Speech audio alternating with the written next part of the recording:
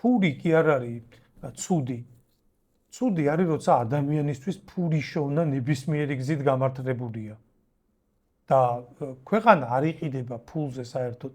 და ბიზნესს არ შეიძლება ვიღაცა ბიზნესმენს, რომელიც რავი, ქუჩაში ეხა შეიძლება დარბის რაღაცა $200,000 შეფასებული შავი ჯიპით, ხო? იმის კეთილდღეობას არ შეიძლება სახელმწიფოს ინტერესები შეეწიროს. არ შეიძლება ეხა ვიღაცამ 20 სართულიანი კორპუსი რო ააშენა და სიტყვაზე პირობითად ვამბობ 5 მილიონი დაუჯდა ეგ და 20 რო უნდა ამოიღოს, მაგას შეეწიროს ქვეყნის ინტერესები. არ შეიძლება. თუ მაგ ადამიანს აქვს საშუალება, რომ ქვეყნის დაუზიანებლად ფული შოვოს, ღმერთმა მშვიდობაში მოახმაროს და ღმერთმა შეარგოს. მაგრამ თუ ეხა მისი ჯიბის გასქერებას ქვეყანა უნდა შეეწიროს და აქ უახლოეს პერსპექტივაში პაკისტანი უნდა მივიღოთ და მაგის ხარჯზე უნდა მაშინ ნორას უკაცრავად.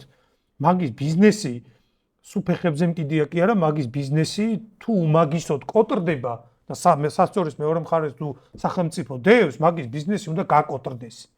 მან საერთოდ საკითხავი არაფერი არ არის.